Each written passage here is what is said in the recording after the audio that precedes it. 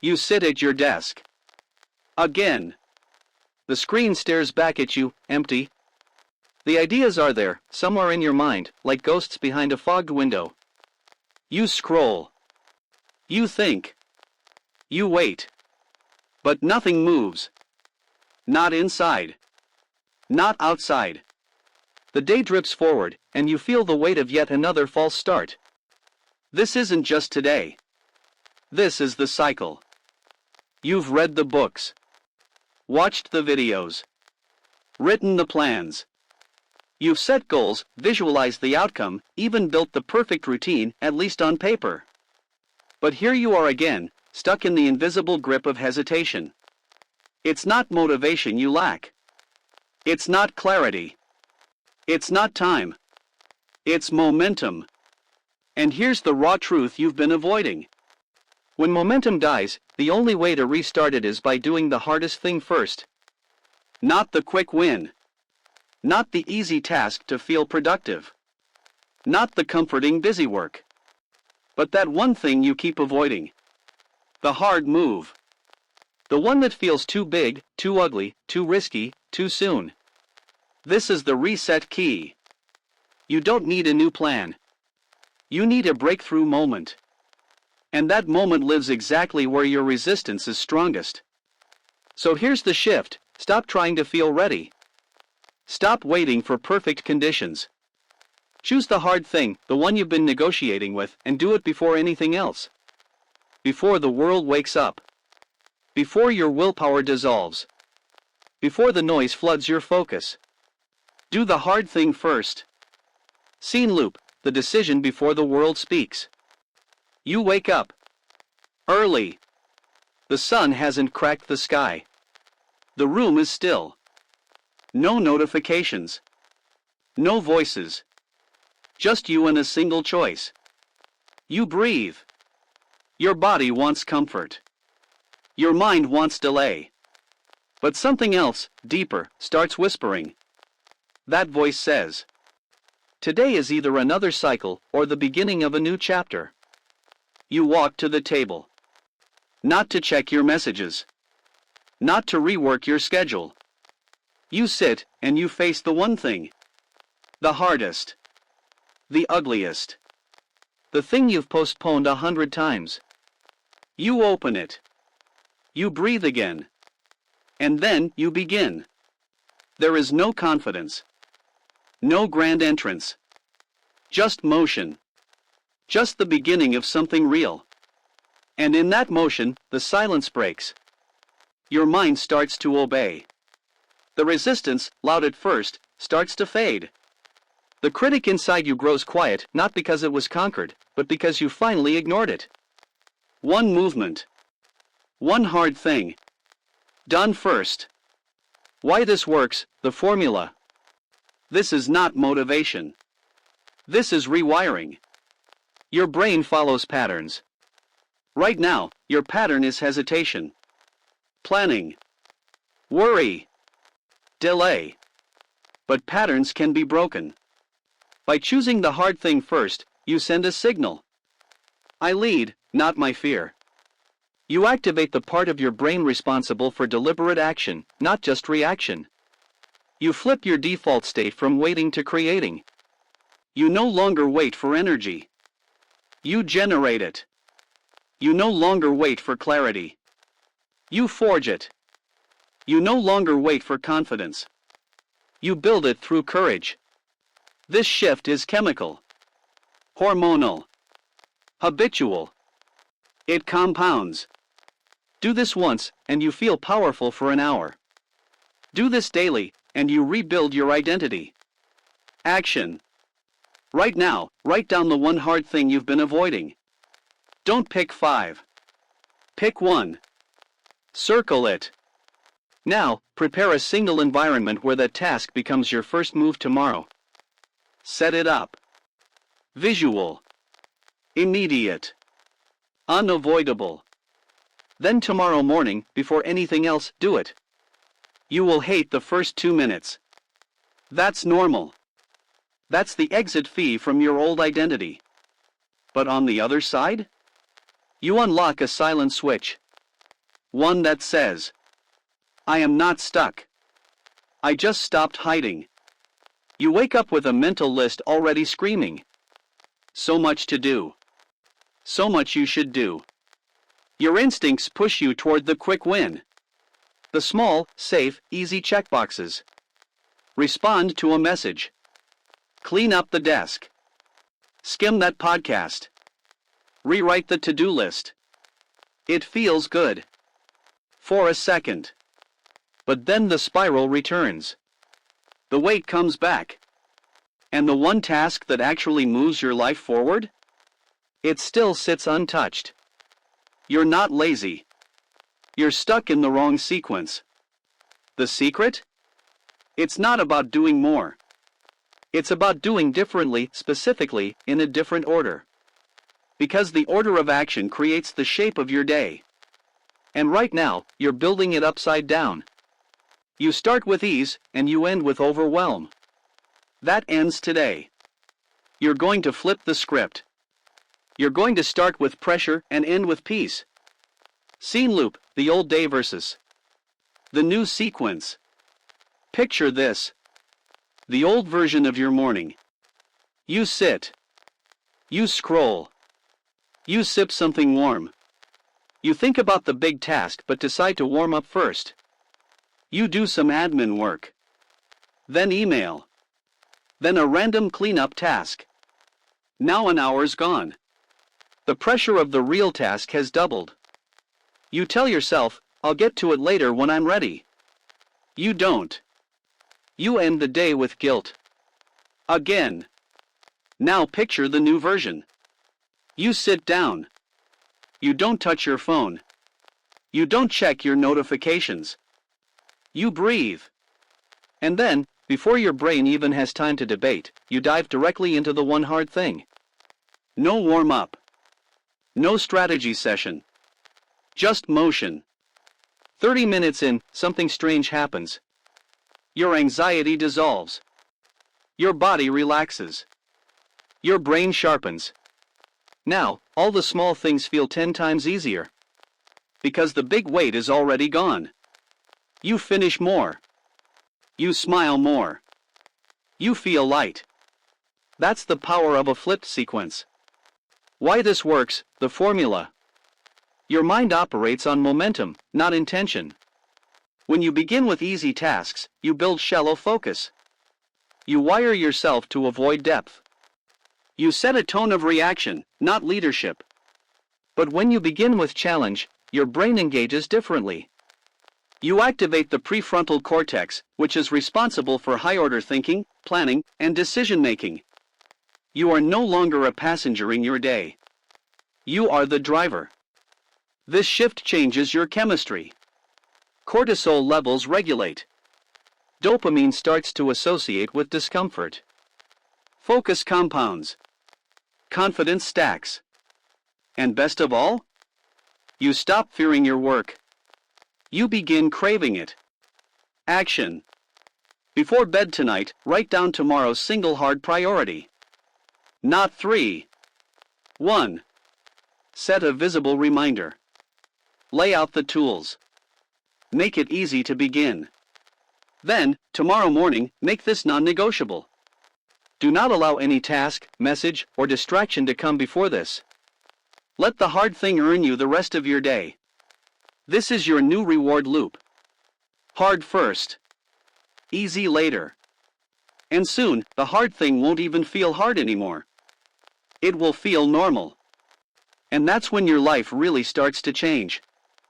You don't lack drive. You don't lack knowledge. You freeze because your instincts are trained to wait. Wait for clarity. Wait for the right mood. Wait until everything feels aligned. But here's the truth. Motion breeds clarity. Stillness breeds fear. If you let your thoughts lead, your body will hesitate. If you let motion lead, your thoughts will follow. You have to flip the formula. Train action first. Thought later. This is how you break the freeze. Scene 1, the mental pause that kills progress. You sit in front of your goal. It could be the gym. The blank page. The business call. The hard conversation. You say, "Let me think." You begin asking internal questions. Am I ready? What if I mess up? Is this even the right time? Maybe I should wait just a little longer. That pause? That little internal debate? It's where your energy dies. It's not that you don't want to act. It's that you let thoughts interrupt action. And every second you stay in that pause, the action feels harder. What began as one task becomes a mountain. What began as 10 seconds of courage becomes a spiral of excuses. But you can interrupt that cycle. You just need one thing. A trained instinct to move before you think. Scene 2, rewiring the moment you hesitate. Let's step into a micro moment. You wake up. Your alarm goes off. You feel the resistance instantly. Your brain whispers, just 5 more minutes. Now here's where your old self kicks in. You debate. You justify. You tell yourself stories. But your new self? You've trained a rule. No thinking. Move now. Feet hit the floor. No phone. No negotiation. No room for how I feel. You don't give resistance time to build. You crush it with motion. This doesn't just apply to mornings. It applies to everything. You see a task you hate? Start it immediately. You hear the voice of doubt? Answer with movement. You feel unready? Act anyway. This isn't motivation. It's conditioning. Why the freeze happens, the brain science. When you're about to face something uncomfortable, your amygdala kicks in. It tries to protect you by triggering hesitation. But if you act before your brain builds a story, you bypass the alarm. You override fear with forward motion. Every time you move fast, you send a new signal to your nervous system. This is not a threat. I can handle this. And over time, your fear responses shrink. Your initiation becomes effortless. You build emotional muscle memory. You are no longer held hostage by internal debate.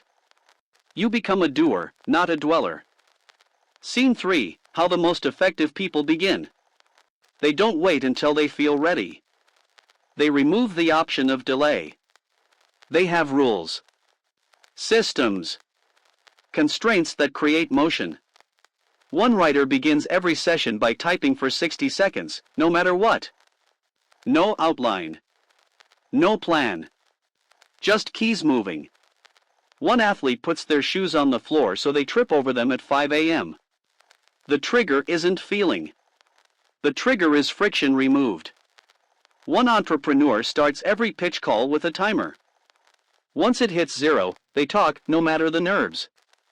They've trained action-first patterns. You can too. Build the move now reflex. Here's your challenge. Pick one area where you freeze the most. Is it starting your day?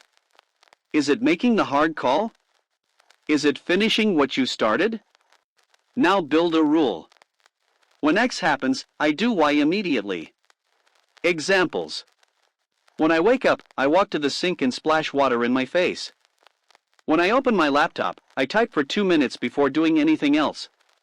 When I feel nervous, I say 3, 2, 1, go and take the first step. Train this until it becomes automatic. Final truth. Waiting for motivation is a lie. Motivation is a result, not a requirement. You move first. Then confidence appears. Then clarity comes. Then identity builds. You silence the inner noise by proving it wrong through movement. Not tomorrow. Not after planning. Not after journaling. Now. This is how you kill hesitation. This is how you reclaim momentum. This is how you move from frozen to focused. The freeze is not real. But you are. Move now. You've been doing it backward. You wake up and start with the easy thing. You check your messages. You scroll. You organize. You convince yourself you're warming up. But you're not warming up. You're escaping. The hard thing sits there untouched, looming, heavy.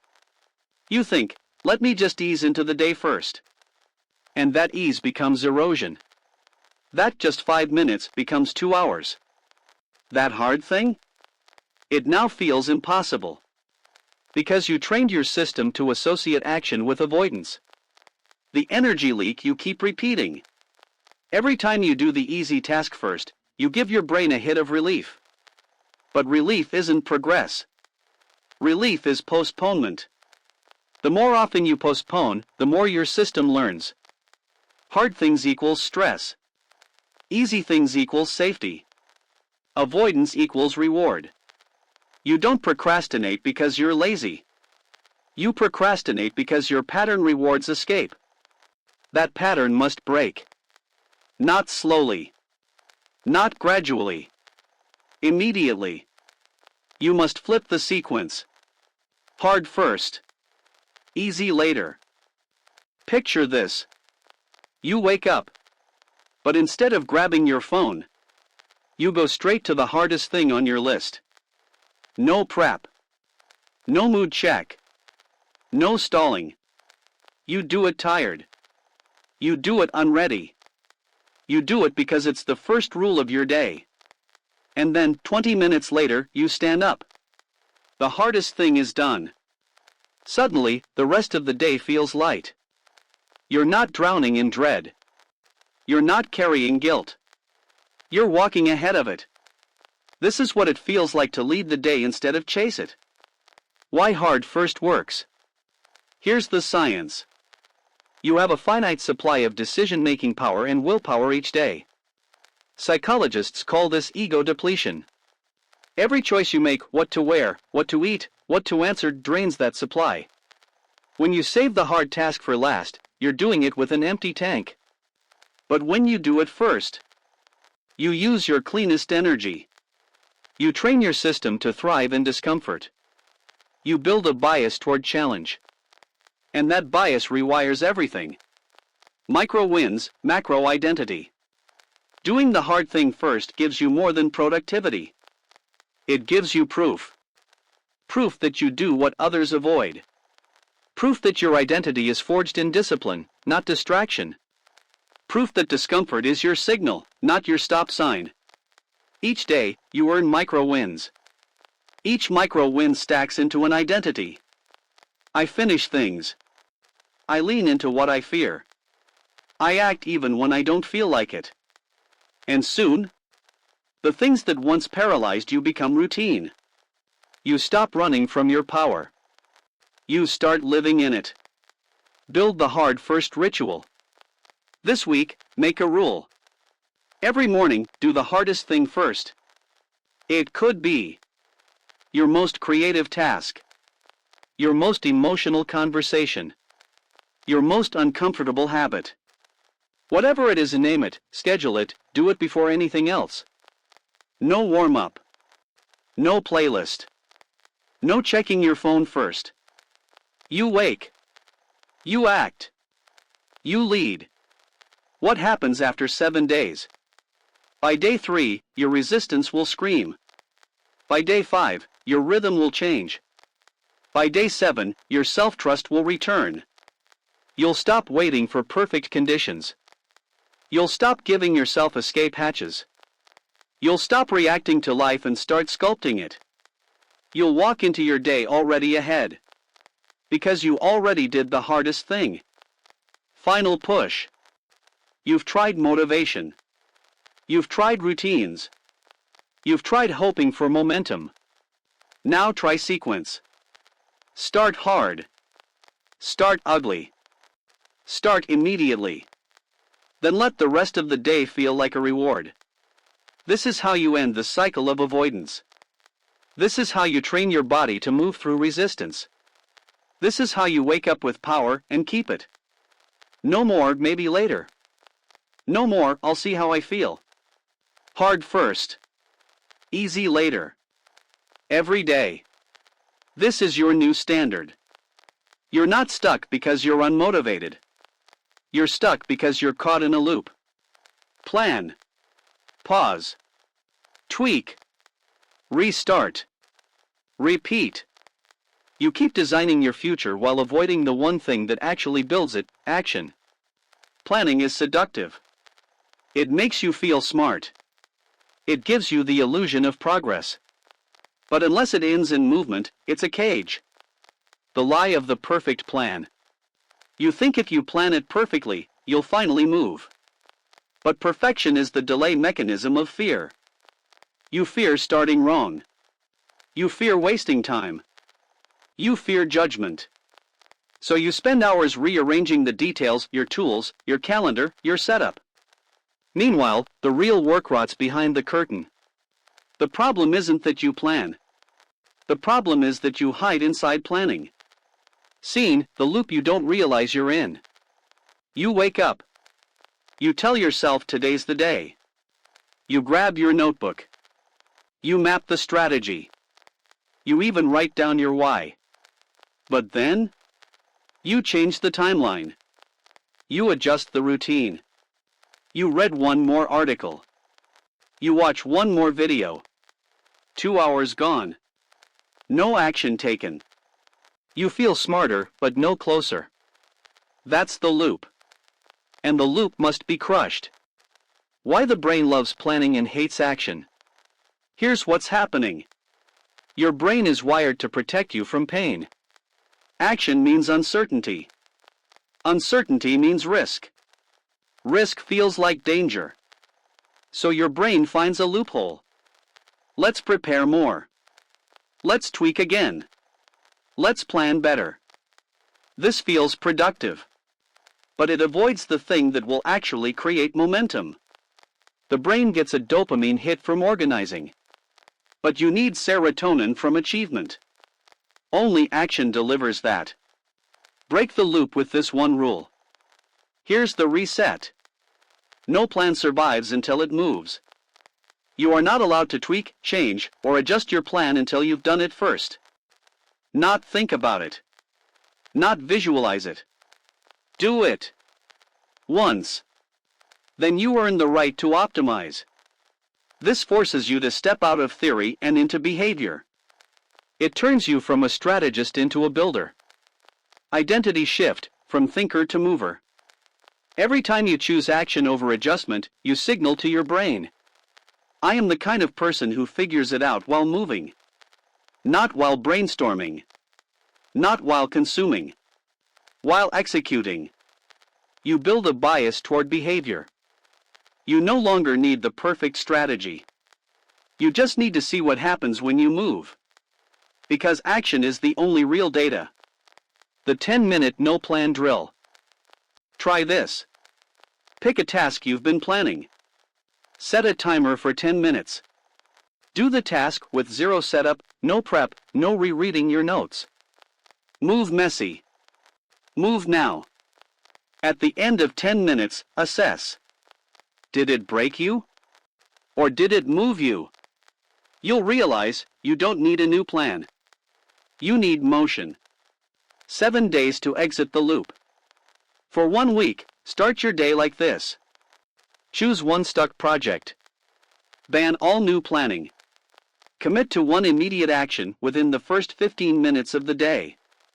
No playlist. No journaling. No mental rehearsal. Just movement.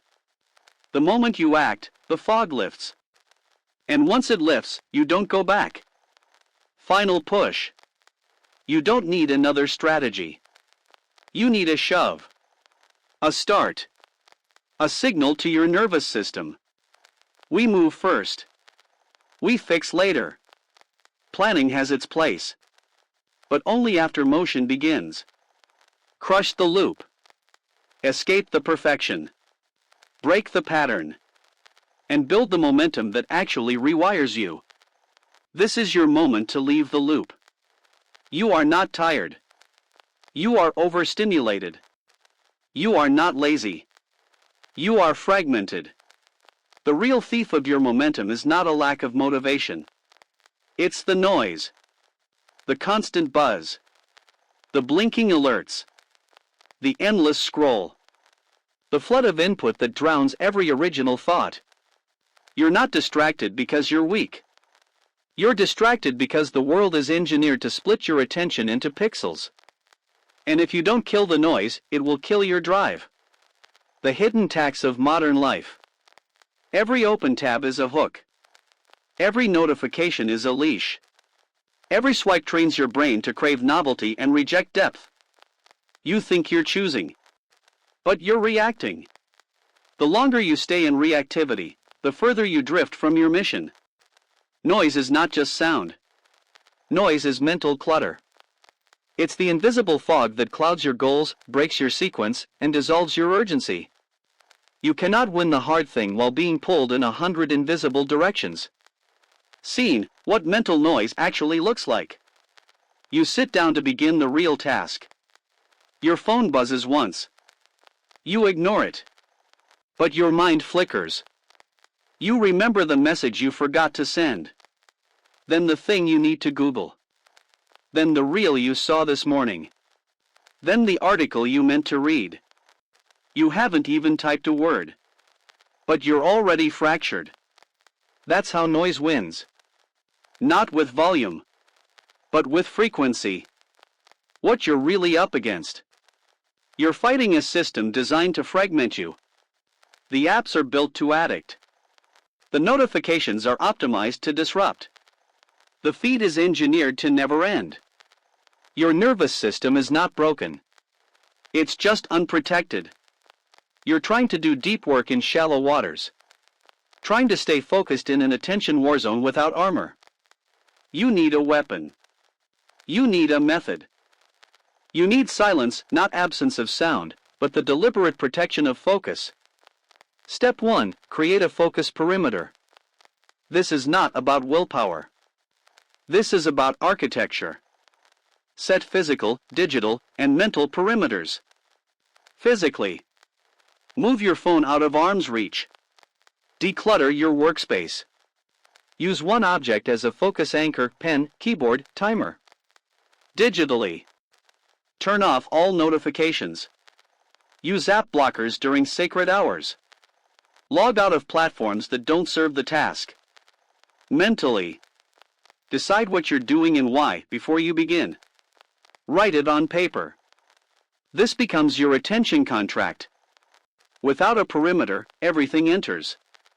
With it, only what matters survives. Step 2. Single task or die. Multitasking is a lie. It feels efficient. It is destructive. Each switch costs time. Each shift breaks momentum. You don't need to do more. You need to do one thing deeply. Choose one hard thing. Set a timer. Block everything else. Attack it with full presence. Even 20 minutes of pure focus is more powerful than 3 hours of partial effort. Your brain craves completion, not constant collision. Step 3. Silence as a ritual. Build silence into your day like oxygen. First 15 minutes of the morning, no phone. Last 30 minutes before sleep, no input. One silent work block per day, no music, no tabs, no breaks. This is not punishment. This is purification. You're flushing the residue of other people's agendas. You're remembering what your own thoughts sound like. In silence, you find direction. In silence, you recover command. Your focus is a weapon. When you reclaim your focus, you reclaim your agency. You no longer chase urgency. You create it. You no longer drown in noise. You rise above it. Every time you silence distraction, you sharpen identity. Every deep work block is a vote for your future self. You are not someone who reacts. You are someone who constructs. Construct meaning. Construct mastery. Construct the life no algorithm will hand you. You move differently when retreat is not an option. When the bridge behind you burns, your legs find new strength. When the exits vanish, you stop looking sideways and finally look forward. This is not about recklessness. This is about total engagement. As long as a part of you believes there's a softer path, a backup plan, a slower exit, you will never go all in on the path you say you want. The illusion of safety. You've been taught to be reasonable, to hedge your bets, to keep your options open. But options don't always create opportunity. They create hesitation. And hesitation kills urgency. You tell yourself, if this doesn't work, I'll do that. If I fail here, I can fall back on that. So you never give everything. You ration your effort. You drip your energy instead of flooding the work with it. And deep down, you know it. That's why you don't trust yourself. That's why you keep circling the same mountain. Seen, the moment you keep repeating. You sit at your desk, ready to build. You want this project, this dream, this transformation. But just out of reach is another idea. Another job. Another version of yourself that doesn't have to risk so much. So you toggle between tabs. You check job boards. You scroll messages. You daydream about an easier route. And you call it strategy. But it's not strategy. It's avoidance. You're not committing. You're shopping for comfort. The drive you've been waiting for. You keep wondering where your fire went. Why you can't stay consistent. Why your actions feel hollow. It's because you've built your life like a hotel lobby. Plenty of entrances. Even more exits. No center. When you eliminate the escape hatch, you stop waiting for motivation. You manufacture it. You move with urgency because this path must work. It's not one of many. It's the only one. That kind of clarity cuts like a blade. That kind of focus fuels long-term drive. Step 1. Declare the no plan B rule. Write this down. There is no plan B. This is the mission. I burn the boat, not the dream. This declaration is not just a mindset. It's a contract. You decide that the identity you're building is not negotiable. You are not 1 foot in, 1 foot out. You are in the arena. You are on the hook. You are not waiting for perfect clarity. You are building it with every decision. Step 2. Audit and remove every escape hatch. Escape hatches hide in your calendar, your conversations, and your tabs. Look for them. The course you signed up for as a backup. The job you keep applying for just in case. The partnership you maintain that drains you but feels familiar. The excuse you rehearsed for why this wouldn't work. Now cut them. Cold. This is not about recklessness. This is about removing contradictions. You cannot act like a full-time warrior with a part-time mindset. Step 3. Flood the front door. Once the escape routes are gone, flood energy through the only door left. Take massive action toward your first plan. Not scattered action. Focused, uncomfortable, non-reversible action. Publish the project publicly. Call the person who holds you accountable. Apply pressure. Invest in the thing that will collapse retreat. Put money down. Make a time commitment. Not because you feel ready. Because you're ready to stop waiting. The real confidence. Confidence isn't built from comfort. It's built from cornering yourself into action. It's looking at yourself in the mirror and saying, I am not who I used to be. And I'm not giving myself away back. You don't need more hacks. You need higher stakes. When you go all in, life reshapes around you. When you stop negotiating with your own weakness, power returns. Fire behind you, focus in front. Don't pray for the perfect plan. Act with no backup. Don't wait for approval. Move with consequence. Don't test the water. Jump, then build the skill to swim. You will become the kind of person who delivers under pressure. Because pressure is no longer optional. It's designed. You've created it.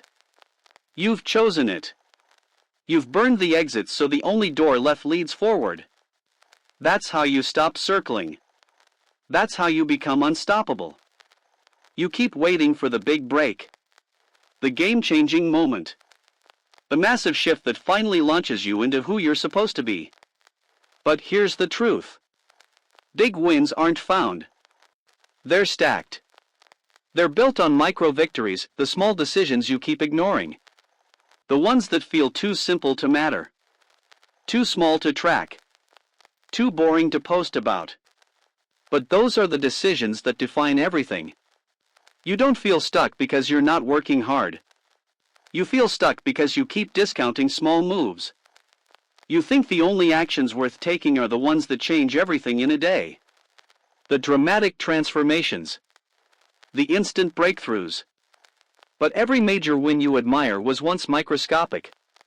And most people never reach them because they never learned how to stack. You start, then stop. You commit, then doubt. You act, then check if it's working. And each time, you erase the progress your past self fought to make. Picture this. It's 6:58 a.m.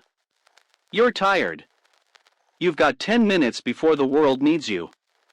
Your body says scroll. Your brain says stall. But there's a notebook sitting on the table. You told yourself you'd write one page this morning. It doesn't matter to the world. It barely matters to your future. But it matters now. If you pick up that pen and write the sentence, you just voted for consistency. You voted for discipline. You voted for identity. Not perfection. Not performance. Just direction. That's a micro win. And those stack. The science of small wins. Momentum isn't a mood. It's a loop. And loops can be trained. Every time you take a micro action that aligns with your vision, you reinforce the identity of someone who follows through. Every small win increases dopamine, strengthens neural pathways for discipline, triggers compounding motivation, shrinks internal resistance. The trick is repetition, not force, not inspiration. Repetition. Do it when it's boring. Do it when it feels invisible. Do it when no one claps. Step 1. Define your micro-win zone. Your goals are too big. Not because they're wrong, but because they're too far from behavior. You say, I want to write a book. Your real win? Write 50 words. You say, I want to build a business. Your real win? Send one pitch. You say, I want to rebuild my health. Your real win? 10 minutes of movement.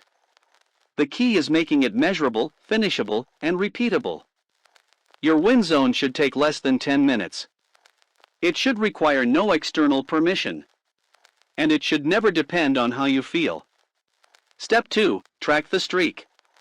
What gets measured multiplies. Create a micro-win tracker. You don't need apps. You don't need a system. You need one sheet of paper with boxes. Every day, earn your win. Tick the box. No excuses. No negotiation. No perfection. Just the act of earning and recording. That's how momentum becomes visible.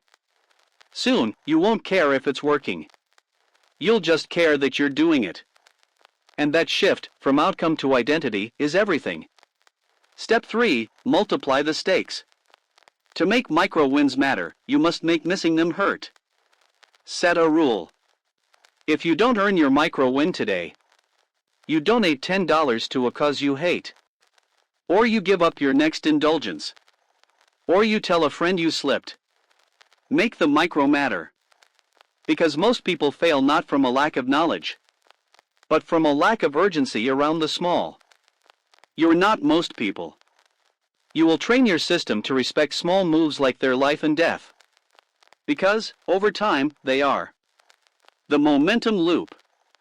Here's what happens when you commit to micro wins. You act even when unmotivated. That act builds self-trust. Self-trust generates energy. Energy sustains repetition. Repetition reprograms identity. Identity demands higher standards. And then you look up and realize you're living in a body you built. You're surrounded by habits you trained. You're standing inside a life you once imagined. And it didn't happen from one perfect leap. It happened from stacking the wins you used to ignore. Stop waiting for a breakthrough. You don't need a revolution. You need rituals. You don't need another podcast. You need a pen and a checkbox. You don't need to feel ready. You need to move now, no matter how small. So the next time you feel stuck, ask, what's the smallest move I can make right now? Then make it. Track it. Stack it. Do this for a week, and your doubt will shrink. Do this for a month, and your confidence will compound. Do this for a year, and your life won't be recognizable. Your turn. Right now. Pick one micro win that moves you toward your real identity. Make it stupidly easy. Write it on paper. Do it within the next 10 minutes. Track it daily for 30 days. Never skip twice. This is not optional. This is not cute. This is war. Because the cost of waiting for big wins is a life of slow decay. And the reward of stacking small wins is a future built by your own hands. Choose the stack. Earn the streak. Become unstoppable. You keep telling yourself you're almost ready. One more plan. One more red. One more day. But time isn't the asset you think it is. It's the excuse you keep purchasing like an overpriced safety blanket. And the longer you keep buying time, the more momentum you lose. That almost ready feeling? It's not a signal to pause. It's a warning flare that you've trained hesitation into your identity. You've taught your brain to delay the leap until it feels safe. But growth never comes wrapped in certainty. It comes disguised as resistance. It comes dressed like fear. And you've got to move through it before your logic strangles your courage. You don't need more time. You need less thinking. Less rehearsing. Less contingency. More raw action. Because here's the truth, readiness is not a requirement. It's a reward. It shows up only after you've moved. Not before. You've been conditioned to associate confidence with planning. To believe that thinking equals progress. But let's strip this to the bones. Thinking is stalling when it delays motion. You can have perfect clarity and still fail to launch. Why? Because clarity without commitment is empty. You don't lack understanding. You lack ignition. Every time you say, I just need a little more time, you're reinforcing the identity of a spectator. Not a player. Not a force. Not the one in motion. You're sitting in the stands, perfecting your grip on the bat, while the game is already being played. You say you're waiting for the right time. But the right time doesn't exist. There is only now ugly, imperfect, uncertain. And it is in that now that power is born. You want momentum? You don't wait for it. You build it. You sweat for it. You bleed for it. Not someday. Not when the conditions feel better. But today. While your stomach knots. While your hands shake. While every voice inside you screams, wait. Because here's the paradox, the moment you feel unready is the moment that proves you're ready to evolve. Think about every major shift in your life. Did any of them arrive when you felt fully prepared? No. They came when you were shoved. Cornered. Forced to act while still doubting yourself. And yet, those moments forged you. You didn't wait for permission back then. So why now? You've made a habit of consulting fear like it's an advisor. You ask it for input. You let it vote. But fear was never meant to hold the pen. You were. Stop treating fear like a signal to stop. It's a signal to lean in. Because fear is not the enemy. Hesitation is. You hesitate once, and your mind floods with stories. What if I fail? What if I look stupid? What if this isn't the right step? But you don't need a right step. You need a real one. One step. One break in the loop. One movement before your mind can build its cage. That's how you stop buying time, by bankrupting hesitation. You choose motion over mastery. You choose effort over elegance. You choose forward. And when you do, something primal shifts. You stop being someone who thinks. And you become someone who does. Here's what happens when you stop buying time and move before you're ready. Your identity catches up. Your confidence kicks in. Not before the action, but as a result of the action.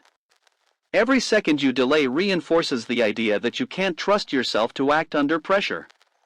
But every second you move anyway, while scared, while unsure, you rebuild that trust from the inside. Most people live their whole lives waiting for the green light. The moment someone says, "Now's the time." But high performers don't wait for green lights. They run red ones. Not recklessly, but boldly. Intentionally. Because they know that life doesn't hand out permission slips. It responds to initiative. You want to program success? Then stop programming safety. Success doesn't come from comfort. It comes from the decision to leap without the safety net fully woven. And yes, you might fall. You might stumble. But you'll be in motion. And that is worth more than another week of analysis. There's no perfect moment coming. There's just this one. And you're wasting it if you think your future self is somehow going to be braver than you are right now. Spoiler, that future self is waiting on this version of you to take the first step. Let's break the lie once and for all: more time does not equal better outcomes. It just gives fear more space to grow roots.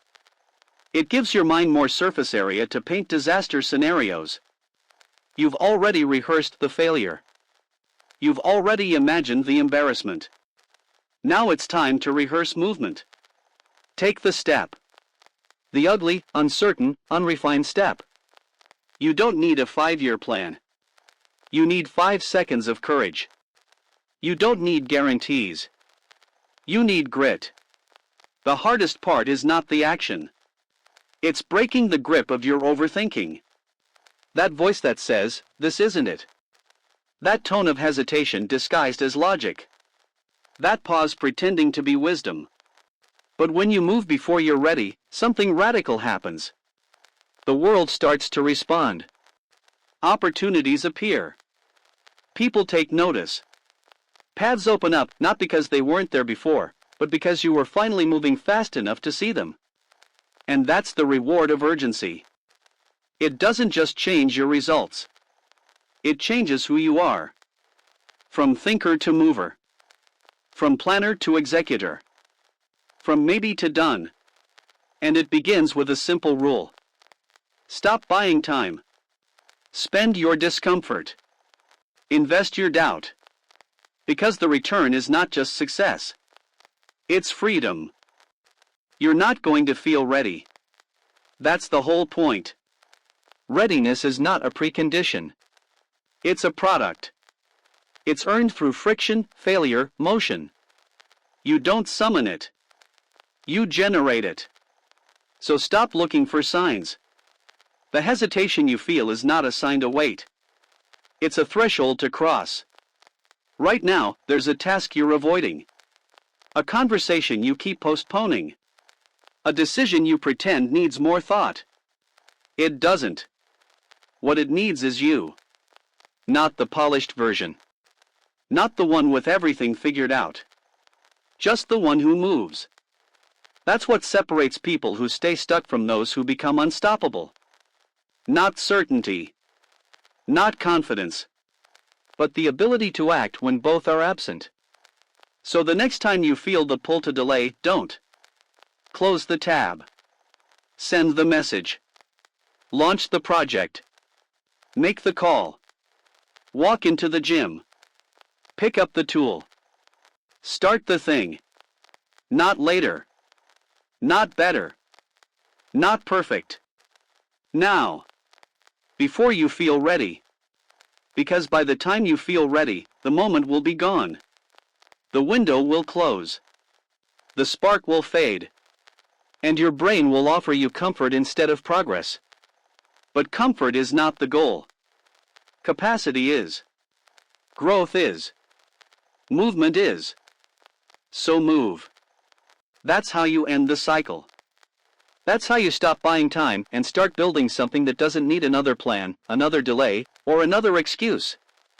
Here's your new default: when you catch yourself stalling, move anyway. Don't wait for clarity. Don't wait for calm. Don't wait for that mythical inner permission. Build your readiness in motion. Train your instinct to act while the fear is still whispering. You want to silence doubt? Beat it to the punch. Act before it opens its mouth. That's your mental switch. That's how you cross the invisible line between the stuck and the unstoppable. Not by fixing everything, but by deciding, this is the moment I stop buying time. So write it down. Circle it. Tattoo it in your routines. Motion rewires everything. You don't rise when you feel brave. You rise by moving through the fear. This chapter of your life will not be remembered for how well you planned. It will be remembered for the moment you decided that your next step, however messy, unsure, imperfect, was more powerful than your next excuse. And this is that moment. Don't wait. Move. You've got ambition. You've got plans. But you can't hear them anymore. Not because they disappeared, but because they're buried under the noise. Notifications. Deadlines. Endless tabs. Background hum of voices that aren't even yours. Thought loops that circle the same self-doubt over and over. Every beep, every scroll, every uninvited thought, another theft of your clarity. And you let it happen. Not because you're weak, but because the noise made itself feel normal. It trains you to crave distraction, to equate stimulation with progress, to keep moving, but never in a straight line. You're not stuck because you're lazy. You're stuck because you've lost your signal in a world full of static. And now it's time to take it back. This chapter is about war. Not with the world. With the noise that's colonized your attention and convinced you it's productivity. You're not going to politely ask for focus. You're going to take it. Because that's what high performers do. They don't manage time. They manage signal. They know the difference between motion and momentum. Between stimulation and strategy. Between looking busy and building something that lasts. And the first rule is simple. Kill the noise before it kills your drive. Look around you. Every device you own is fighting for your mind. And you've trained your brain to reward interruption. To mistake movement for meaning. To chase novelty over depth. You scroll before you breathe. You check before you think. And worst of all, you consume before you create. That's how the noise wins. It doesn't destroy you with fire. It drowns you in fog. Quietly. Consistently. Completely. Until your attention is not yours anymore. And if you don't take it back now, you're not just losing minutes. You're losing identity.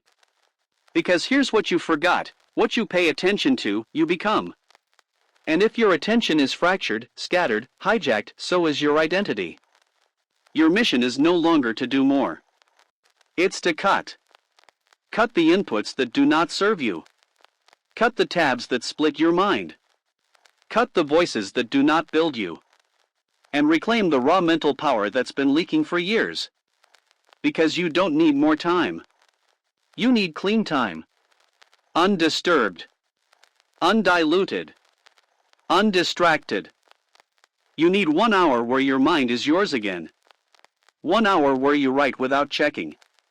Think without noise. Create without permission. And that 1 hour will give you what 100 scattered ones never will: power, clarity, progress that sticks. But it starts with a kill switch. Not a soft, maybe later. A hard no. No to default distraction. No to ambient clutter. No to anything that fractures your signal. This is not about going off-grid. It's about going inward. And listening to the signal that matters. You don't need more hacks. You need a system of subtraction. Right now, your mind is like a room with the windows wide open. Every sound, every smell, every gust of wind walks in uninvited. And you wonder why you can't concentrate. Close the windows. Set boundaries that actually mean something. No more just checking your phone. No more background noise. No more pretending you can multitask while doing deep work. You can't. Focus is not a talent. It's an environment. And if you want elite focus, you need to build an elite environment. So here's how it starts. Decide your signal. What is the one thought, one project, one mission that deserves your full mind right now?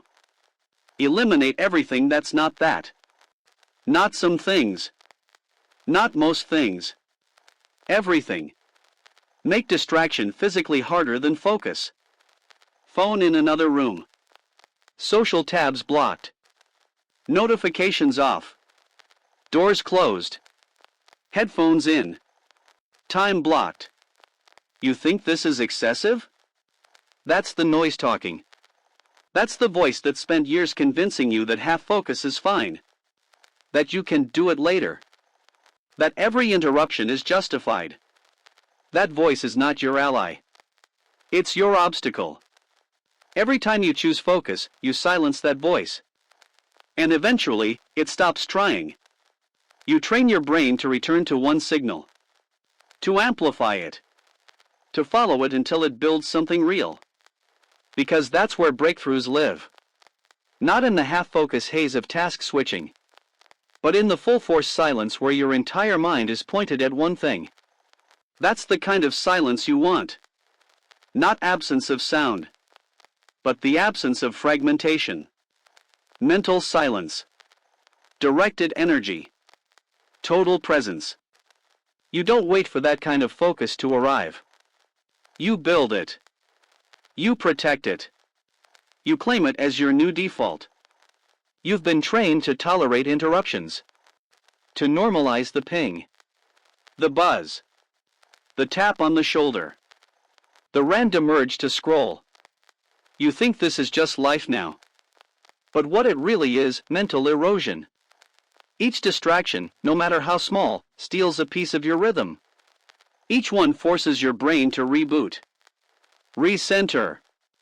Re-enter the flow you just started to build. It's like trying to sprint while getting slapped every 10 steps. You can't run like that. Not far. Not fast. Not deep. So stop tolerating it. Interruptions aren't neutral. They're expensive. And you've been paying in progress. You want to break out of stagnation? Then stop offering your mind up like an open buffet. Start guarding your focus like it matters. Because it does. Every creative leap. Every breakthrough. Every single moment of forward motion begins with uninterrupted thought. That's your new non-negotiable. You don't begin a session hoping it goes well. You engineer the environment so it can't go badly. You prep your desk. Clean the clutter. Block the noise. Set your intention. One task. One timer. One mission. You press start. And for the next 30, 60, 90 minutes, your focus is sacred. You treat that time like a contract. You don't leave it. You don't pollute it. You don't betray it. Because when you do that, when you give your mind that kind of signal purity, it starts to trust you again. It stops resisting. It stops wandering. It starts working for you, not against you. And suddenly, what felt impossible before begins to flow. You're no longer fighting to get started. You're being carried by the current you built. That's what reclaiming your focus really means. Not wishing for quiet. but building it, living it, protecting it like your goals depend on it, because they do. You don't owe the world your attention. You owe it to your mission. Right now, your phone wants it. Notifications want it. Random thoughts want it. Everyone's agenda but your own is pulling you in 5 directions. And the cost? Your original thought is drowning. The clarity you need to make bold decisions? Blurred. That inner sense that you're on purpose? Buried beneath constant reaction. Here's your shift. You stop reacting. You start building intentional focus blocks like a ritual. Not randomly. Not when you feel ready. You wake up and you lock in. You build your day around focus as the first act, not the leftover act. Don't scroll. Don't wander. Don't let other people decide what your first thought of the day should be. You claim that space. You start with silence. Then you go internal. What's the one result today that would shift the week? What's the hard thing that keeps getting pushed? What's the single task that aligns with who you are becoming? You write it. You make space for it. And then you go all in. That's the new law. No scattered energy. No loose tabs. No multitasking badge of dishonor. Just one deep, uninterrupted hour. Daily. This is how focus becomes your weapon, not a wish. This is how you stop being a responder and start being a creator of direction. And when you do this consistently, when focus becomes a non-negotiable ritual, everything changes. Your days stop bleeding time. Your mind stops splintering. And your results? They finally start matching your potential.